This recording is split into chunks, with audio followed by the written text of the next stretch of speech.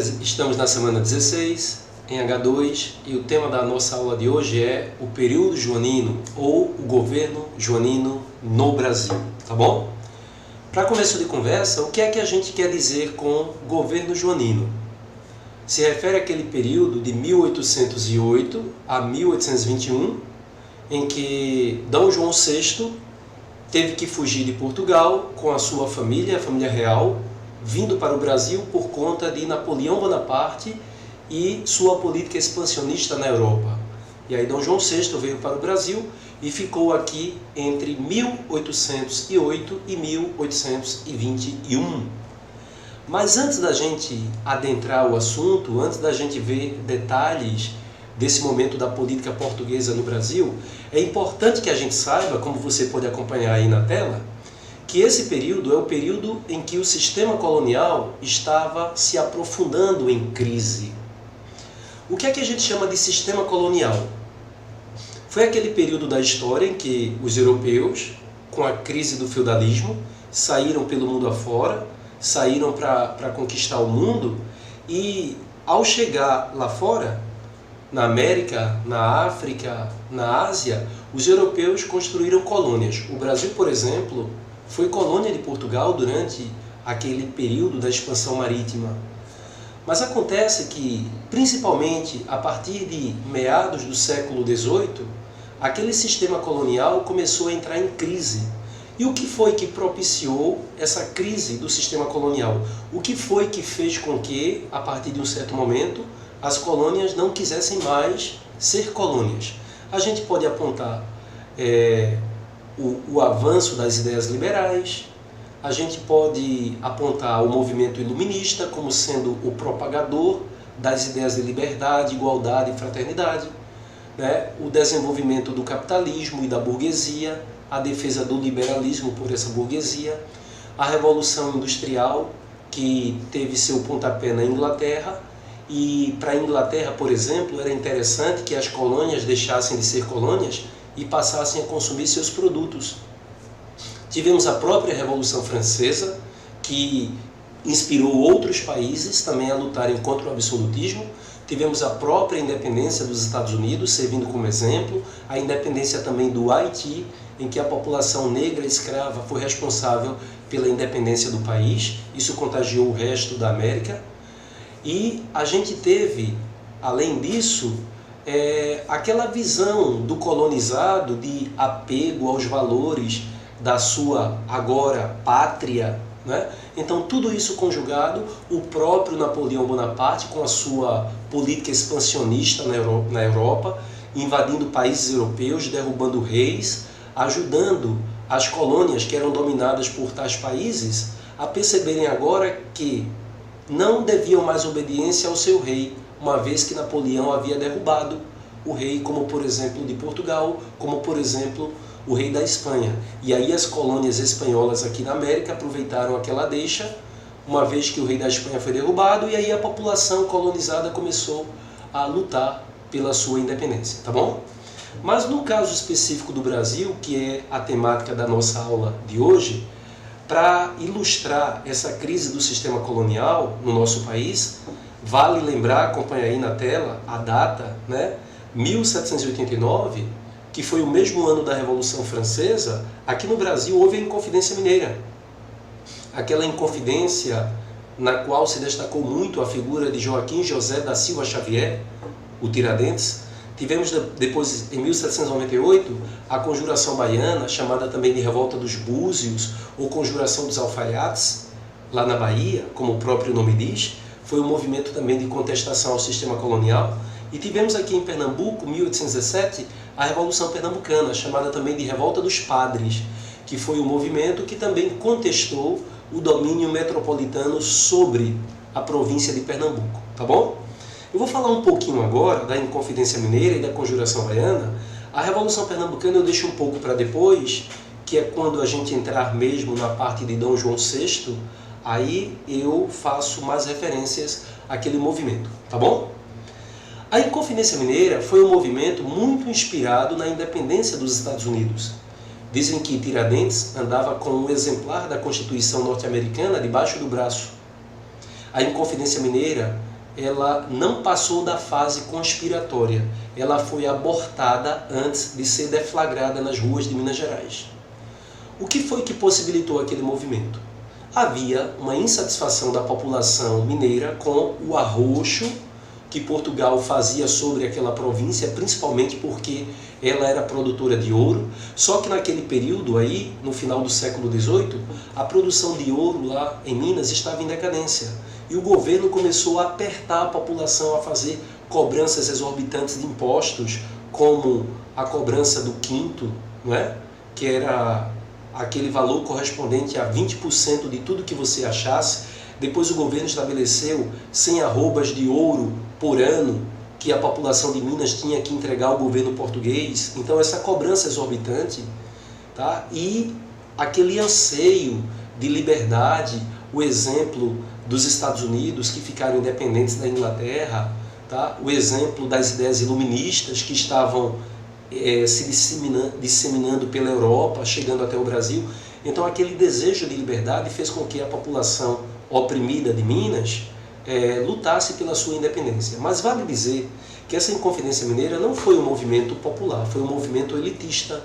Tá? Teve participação da maçonaria, os conspiradores eram homens poderosos lá de Minas, eram desembargadores, eram juízes, eram donos de fazendas, eram intelectuais como Cláudio Manuel da Costa, Tomás Antônio Gonzaga. Tá?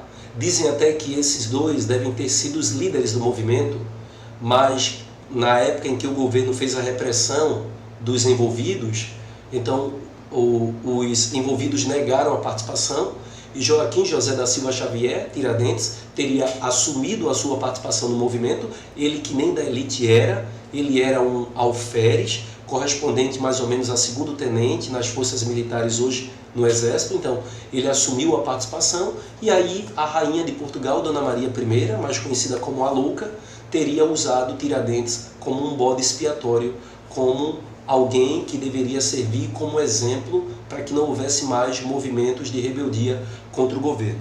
Mas vale lembrar que a Inconfidência Mineira foi um movimento separatista, foi um movimento elitista, foi um movimento que no seu começo chegou, a partir de alguns radicais, a discutir a possibilidade de abolição, mas com o desenvolvimento das ideias dos conspiradores assim ditos pelo governo português, então eles deixaram de lado essa ideia abolicionista, tá bom? Foi um movimento que foi reprimido com força, com violência.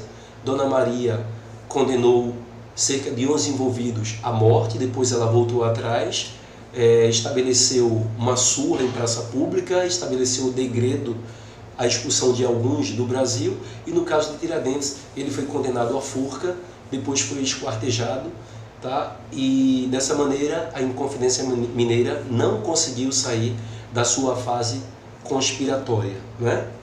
E o que ajudou na repressão feita pelo governo é que alguns integrantes, como Joaquim Silvério dos Reis, dentre outros, teriam delatado, teriam entregue à coroa portuguesa nomes dos envolvidos em troca de perdão de dívidas, e dessa maneira, tragicamente, a Inconfidência foi sufocada, tá bom?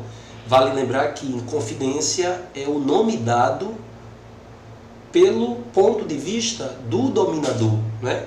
O inconfidente é o traidor, mas olhando pelo ponto de vista dos participantes, eles não seriam traidores, eles estariam lutando pela dignidade, tá, daquelas pessoas que queriam se libertar do jugo, do aperto metropolitano que Portugal exercia sobre eles.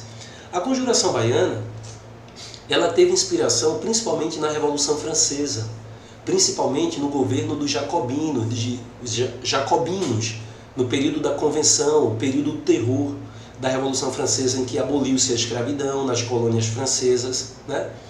E lá em Minas Gerais, aliás, lá na Bahia, os baianos nessa conjuração, ou na revolta dos búzios, ou na conjuração dos alfaiates, porque existiam muitos alfaiates participando do movimento, então eles também defendiam para a Bahia a proclamação de uma república, a abolição da escravatura, o fim do preconceito racial. Foi um movimento que chegou a ser deflagrado, ele proclamou uma república, mas ele foi punido severamente pelo governo e algumas lideranças como Luiz Gonzaga das Virgens, Lucas Dantas, dentre outros, aquelas lideranças populares, elas foram presas e elas foram mortas com requinte de violência.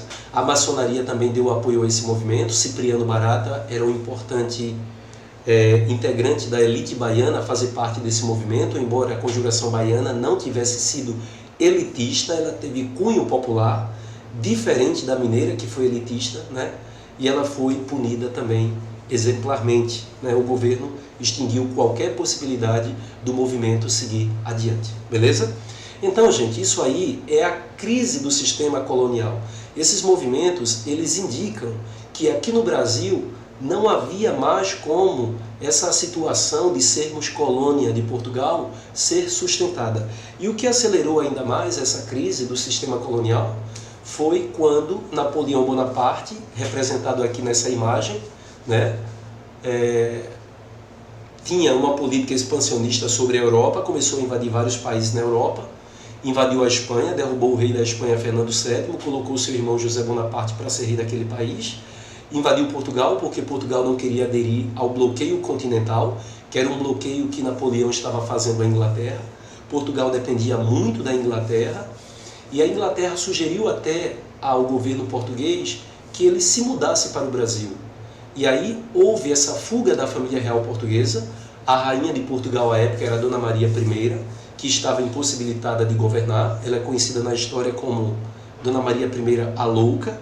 Então o filho dela, esse carinha aqui, Dom João VI, era príncipe, regente na época, e ele seguiu a determinação da Inglaterra e fugiu com tudo que pôde trazer para recompor a corte portuguesa na sua colônia, que era o Brasil.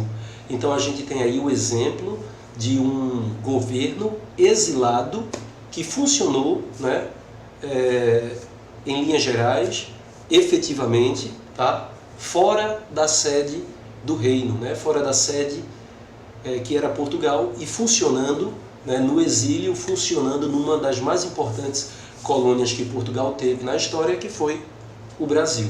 Beleza? E quando Dom João VI chegou aqui no Brasil, em 1808, quais foram as primeiras medidas? Quais foram aquelas medidas de impacto tomadas por ele? Tá? Por exemplo, ele veio para cá por conta das investidas de Napoleão Bonaparte, e ao chegar aqui, também para atender à pressão inglesa, mas também por uma questão de sobrevivência, porque a coroa portuguesa se mudou para a colônia, então foram abertos os portos do Brasil às nações amigas. Porque pelo Pacto Colonial, que era aquele conjunto de determinações que a metrópole impunha à sua colônia, a colônia só podia fazer comércio com a metrópole. Mas a metrópole, que era Portugal, estava nas mãos do exército de Napoleão. Então, por uma questão de sobrevivência da coroa, como é que a coroa iria sobreviver aqui sem poder fazer comércio com outra nação, a não ser Portugal? Portugal que estava nas mãos do invasor. Então, D. João acha por bem abrir os portos às nações amigas. Agora, devemos entender que essa expressão nações amigas se resumia quase que totalmente à Inglaterra. Tá? Dona Maria havia criado, em 1795, por aí, o chamado Alvará, o Alvará de Dona Maria, né, final do século XVIII. Aquele Alvará de Dona Maria era um alvará que proibia o Brasil de ter indústria, porque uma colônia não poderia concorrer com a sua metrópole. Mas aqui, por uma questão de sobrevivência da coroa, o filho de Dona Maria, D. João VI, o príncipe regente, ele só se torna rei quando a mãe dele morre em 1816. Então, D. João VI suspende o alvará da própria mãe em 1808, dando possibilidade ao Brasil, né, ter indústria. Mas é claro que por mais que D. João VI tenha incentivado a indústria no Brasil, ela não se desenvolve nesse momento. Tá? Ela só vai vigorar realmente a partir de 1850, que é aquele período da nossa história que a gente chama de Era Mauá. 1810, a Inglaterra cobrando, né, a dívida de Portugal com ela, pelo fato de tê-la protegido, pelo fato de ter feito a escolta da família real para cá. E aí a Inglaterra impõe a Portugal 2 tratados importantíssimos, o Tratado de Aliança e Amizade, o Tratado de Comércio e Navegação. Vale lembrar um ponto desse tratado, que foi aquele em que a Inglaterra determinava que seus produtos, ao entrarem no Brasil, iriam pagar uma tarifa alfandegária mais barata, em torno de 15%, em relação à tarifa que os próprios empresários portugueses pagariam quando quisessem colocar seus produtos aqui no mercado brasileiro. Os portugueses pagariam 16% e outras nações pagariam 24%. Então a gente percebe que a Inglaterra começou aí a tirar proveitos dessa relação que tinha com Portugal em cima do Brasil. Tá? Lembrem-se que lá na Europa, em 1815, Napoleão Bonaparte estava sendo preso definitivamente, foi mandado para a ilha de Santa Helena, no litoral africano, e aqui nessa imagem você tem uma charge representando o Congresso de Viena. Tá? Esse congresso foi organizado em Viena pelo rei da Áustria, Metternich. A gente vê aqui vários países como Áustria, Prússia, Rússia, pegando o mapa da Europa e restabelecendo as fronteiras da Europa a uma situação anterior à própria era napoleônica e à própria Revolução Francesa. E aí o Congresso de Viena tinha vários pontos. O Congresso de Viena, por exemplo, queria restabelecer o absolutismo na Europa, né? Queria refazer o mapa da Europa, que foi modificado no expansionismo napoleônico. Tá? E o Congresso disse que Portugal só teria voz se a sede do governo fosse no reino e não na colônia.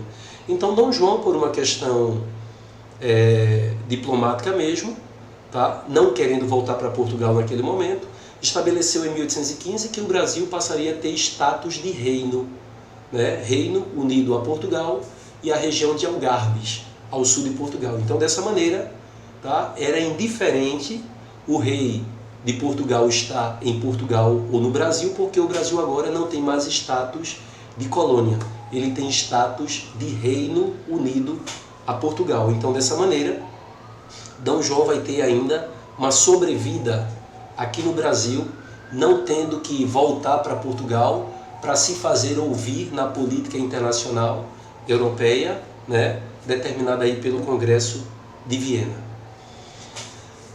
Dom João, quando veio para cá, ele chegou primeiro em Salvador, que não era mais a capital do Brasil. Salvador foi capital do Brasil de 1549 a 1763. A capital, em 1808, quando ele chegou, já era o Rio de Janeiro, mas ele desembarcou em Salvador. Depois seguiu para a capital e ali ele montou a sede do governo. Dom João trouxe uma corte numerosa consigo. O aparato administrativo português foi transferido para o Brasil. Isso aí é chamada inversão brasileira, né?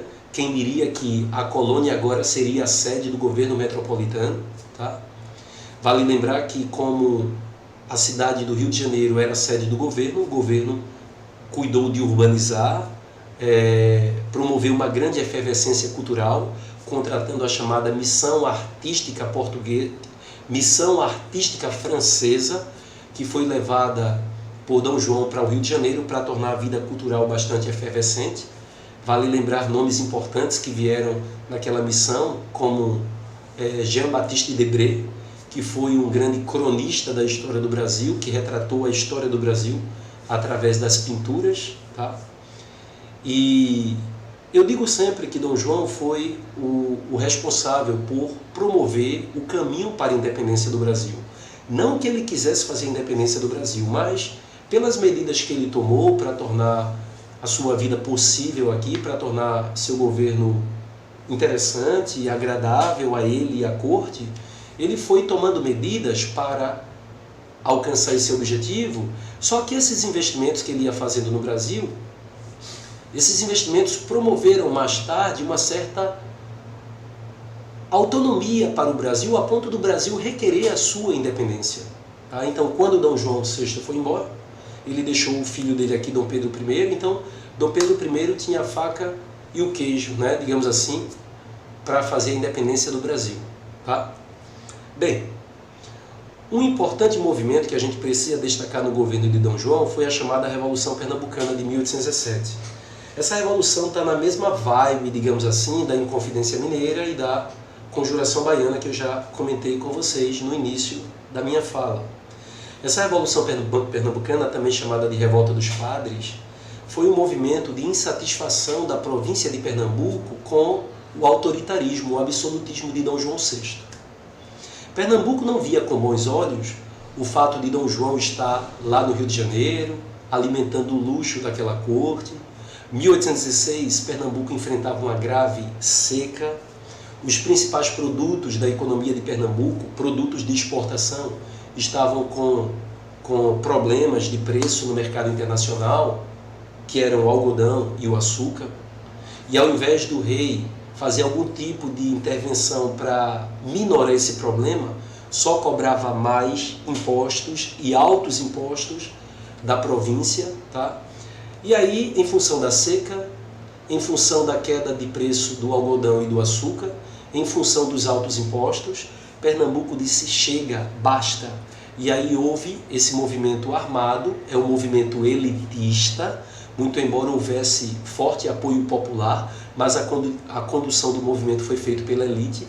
Não era um movimento que defendesse o fim da escravidão, não era um movimento abolicionista, tá? Era inspirado naqueles ideais liberais, mas o liberalismo que era posto em prática aqui nesse período não era um liberalismo pleno, era um liberalismo adaptado, era um liberalismo em que a elite aqui queria se livrar do domínio estrangeiro, mas essa elite depois ela queria dominar a região, a província, e explorando os escravos, explorando a população. Então não é um liberalismo pleno, é um liberalismo, digamos assim, adaptado às necessidades da elite provinciana. Tá bem? Bem, nessa Revolução Pernambucana, os revoltosos tomaram o poder no dia 6 de março de 1817. É por isso que 6 de março passou a ser feriado em Pernambuco nos últimos anos, né? É a Magna Data, é uma data muito simbólica em que Pernambuco teria dito basta ao absolutismo. Pernambuco se declarou uma república independente de Portugal, independente do resto do Brasil. Adotou-se até essa bandeira aqui, ó, que é a atual bandeira do estado de Pernambuco, uma bandeira própria, tá? Mas foi um movimento que durou pouco tempo, durou cerca de 73, 74 dias, até que Dom João lá do Rio enviou tropas para cá. O Conde dos Arcos, Dom Marcos Noronha, que governava a província da Bahia, mandou tropas também para cá, e houve essa repressão, a tal Revolta dos Padres, que é chamada assim porque houve realmente a participação de muitos religiosos no movimento. Tá bem? Mas acontece que dali a pouco, 1820, a burguesia portuguesa disse basta, chega, Dom João precisa voltar. Dom João era visto como um fujão, né? Napoleão Bonaparte invadiu Portugal, Dom João fugiu, deixou Portugal entregue ao invasor. Dom João veio para cá, estruturou-se aqui juntamente com a corte portuguesa, fez investimentos no Rio de Janeiro principalmente, né? Criou o Teatro São João, o Jardim Botânico, a Biblioteca Real, a Academia Real, investiu no ensino superior, que não era permitido no Brasil, trouxe imprensa para o Brasil, tá? Investiu em escolas técnicas, escolas de medicina. Então, assim, ele promoveu, como eu já disse, uma grande efervescência cultural, e chegou o momento que as cortes portuguesas disseram não, basta. Dom João desfez a condição de colônia do Brasil. Dom João lá no Brasil favorece mais os interesses ingleses que os interesses portugueses, então ele precisa voltar, ou ele volta ou ele perde o trono. Aí foi feita essa tal revolução, que é conhecida como Revolução do Porto, lá em Portugal. E essa revolução ela é tida ao mesmo tempo como uma revolução liberal e antiliberal.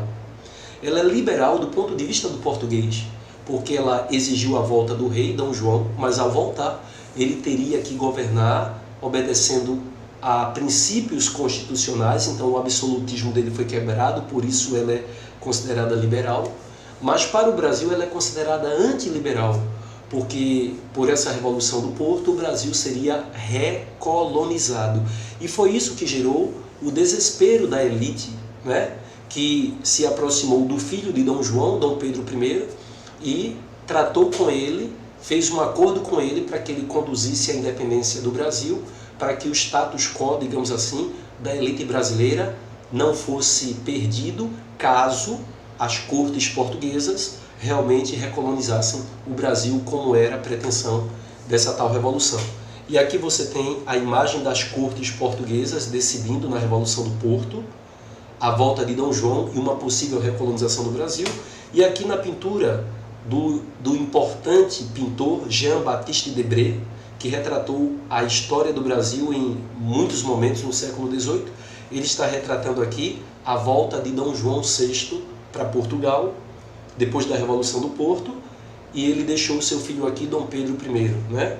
Aí foi quando a elite brasileira, desesperada, fez um acordo com Dom Pedro I, para que ele ficasse aqui. Ele ficando aqui, ele seria rei do Brasil, e não simplesmente príncipe, filho do rei de Portugal, caso ele voltasse para Portugal. E aí Dom Pedro, percebendo que seu pai é meio que refém das cortes portuguesas, Dom Pedro fica aqui, conduz junto com a elite brasileira o movimento de independência do Brasil. Foi um movimento que não teve grande participação popular, foi um acordo de, digamos assim, de cavaleiros, né? E dessa maneira, como eu já disse, o momento histórico da presença de Dom João VI no Brasil foi um momento em que ele, sem querer, sem pretender, criou condições para que o Brasil adquirisse e atingisse a sua independência. Beleza? É isso aí. Dom João voltou para Portugal, Dom Pedro ficou aqui, se juntou à elite brasileira, fez a independência do Brasil, e o Brasil deixou de ser colônia de Portugal. 7 de setembro de 1822 foi o ano, né, da nossa independência, e a partir daí o Brasil deixa de ser colônia e entra numa nova fase da sua história, que é o período imperial, e Dom Pedro governou o Brasil pelos próximos 9 anos, de 1822 até 1831, tá bom? Vamos praticar um pouquinho? Primeira questão diz assim, acompanha aí. Há 2 séculos, o movimento liderado por Domingos José Martins foi um importante e rico comerciante que participou da Revolta dos Padres, da Revolução Pernambucana. Tá? Ele conseguiu agitar uma revolta militar no Forte das 5 Pontas, em Recife, sob a liderança do capitão José de Barros Lima, mais conhecido como Leão Coroado. Tá? Durante o momento em que seus superiores lhe deram voz de prisão, aí esse José de Barros Lima se revoltou contra os militares que foram prendê-lo e ele chegou a sacar sua arma para aqueles militares. Isso culminou com o assassinato do brigadeiro português que foi prender José de Barros Lima. O brigadeiro português foi morto, Manuel Joaquim Barbosa de Castro, responsável pelo forte. E aí isso aí foi o que deflagrou a Revolução Pernambucana. Tá? Então esse fato tem a ver com a Revolução Pernambucana, letra E, 1817. Tá bom? Segundo, o Atlântico tornou-se o cenário de circulação de livres ideias e de revolucionários militares, exilados, maçons, bonapartistas, absolutistas, clérigos, artistas, comerciantes, vagabundos e até mesmo da transmigração de uma corte imperial inteira. De fato, Jefferson, Miranda, Thomas Paine, Adams, Toussaint Louverture, Arruda Câmara, Tomás Gonzaga, José Bonifácio, entre muitos outros, cruzaram o oceano com ideais fervilhando em seus cérebros e animados por projetos de... Esses nomes que foram falados aí, vou falar de alguns. Ó. Thomas Jefferson foi quem declarou a independência dos Estados Unidos, né? Thomas Paine participou do Congresso Continental da Filadélfia em favor da independência dos Estados Unidos. Toussaint Louverture foi o negro que liderou o movimento de independência do Haiti. Arruda Câmara, ele participou aqui da Revolução Pernambucana, né? Tomás Antônio Gonzaga foi um dos líderes da Inconfidência Mineira, né? Então, esses indivíduos, eles tinham dentro de si um fervilhamento de ideias, né? Baseadas nos princípios do Iluminismo, por exemplo. Tá? Nesse texto, o autor está fazendo referências ao contexto e aos ideais revolucionários que inspiraram alguns movimentos políticos no Brasil. Seriam alguns desses movimentos: Revolução Francesa, sim; Haitiana, sim; Farroupilha, não; Canudos, não. Isso aí, Farroupilha é o período regencial, Canudos já é república. Revolução Inglesa, sim. Contestado não. República Velha no Brasil. Confederação do Equador, pode ser. Revolta dos Alfaiates, sim. Revolta dos Malês, já no período regencial. Revolução Francesa, sim. Revolução Americana, sim. Só não Revolta dos Malês. Letra D. Revolução de 17, sim. Revolta dos Malês, não. Revolução Gloriosa, Inglaterra, lá século XVII. Revolução Francesa, sim. Malês, não. Letra E. Revolução Haitiana, sim, que é a independência do Haiti a partir dos escravos.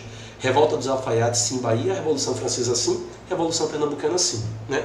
Então aqueles nomes ali têm a ver com essas revoltas aí. Tá? Terceiro quesito. Leia atentamente o que diz a fonte histórica abaixo. Decreto do Governo Provisório de Pernambuco. Falou de Governo Provisório de Pernambuco, é Revolta dos Padres.